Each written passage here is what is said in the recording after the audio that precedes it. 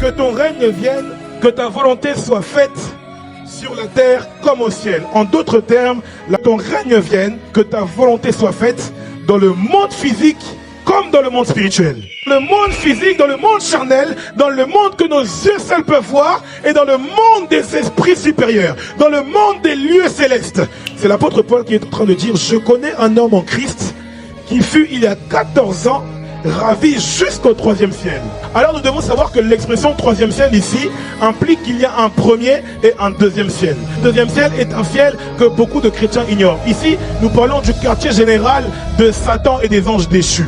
La Bible nous enseigne que le 2e ciel est le ciel où il y a peut-être des flux entre Satan et des anges déchus qui se sont rebellés contre Dieu. Nous comprenons que pendant que Daniel est en train de prier sur une terre, une bataille spirituelle dans le monde spirituel se déroule. Il y a beaucoup d'entre vous, parfois vous priez, vous faites tout, vous jeûnez, vous vous consacrez à Dieu, mais sans savoir que cela dépend aussi de ce qui est dans le monde spirituel. Voilà pourquoi dans la prière de notre Père qui est aux cieux, nous disons que ta volonté soit faite sur la terre comme au ciel, parce que le ciel affecte et infecte la terre. Amen, amen.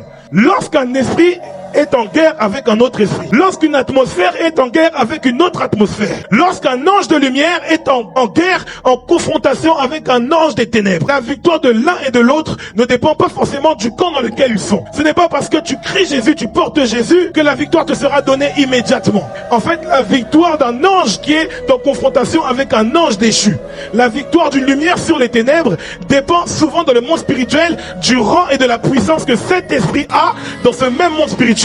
Alors nous devons porter en nous un esprit, une autorité supérieure. Nous devons savoir que les esprits combattent et savent être en confrontation. En fait, à vrai dire, le monde spirituel lui-même est rempli par des esprits autant que la terre est remplie par des hommes. Le dragon et ses amis, les anges déchus, combattirent contre Michael et son armée. Ces mêmes esprits, en fait, ils ont tous un positionnement, un rang et une certaine puissance dans le monde spirituel. Même les anges ont une catégorie particulière là où ils sont. Parce que nous ne pouvons pas parler du monde spirituel sans comprendre la hiérarchie établie dans le royaume de Dieu. Et comme Satan aime bien tout contrecarrer, tout travestir, Satan lui prend aussi la formation que Dieu a établie et vient la travestir à l'envers. Parce que nous parlons beaucoup des esprits, mais nous-mêmes qui avons un esprit en nous, nous sommes aussi établis et nous devons avoir autorité dans ce monde spirituel. Savons-nous que nous aussi, en tant qu'enfants de Dieu, nous devons avoir une autorité dans le monde spirituel? Jacques priait, Matthieu priait. Mais il arrive des situations où, comme nous prenons l'atmosphère, tout à l'heure nous faisons le lien, ils pouvaient prier, suer, crier. Et Jésus, juste en arrivant, en déclenchant juste une parole, faisait taire tout ce que le monde spirituel pouvait réclamer contre la vie d'une personne.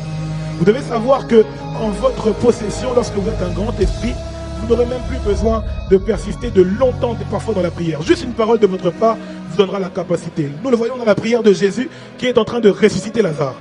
La Bible ne nous dit pas que Jésus est en train de pleurer à genoux. Jésus est en train de chercher des mélodies atmosphériques. Jésus est en train d'implorer le Dieu des esprits des prophètes. Mais juste au moment où Jésus a dit Lazare sort, à ce moment-là, l'autorité de Jésus dans le monde spirituel a eu une efficacité dans le monde physique. Alors vous devez savoir que vous-même, dans chaque problème que vous avez, lorsque vous rentrerez à la maison, simplement par une parole, par une autorité, parce que lorsque votre parole est accordée à la voix de Dieu, cette voix de Dieu a une autorité sur tout ce que ce soit.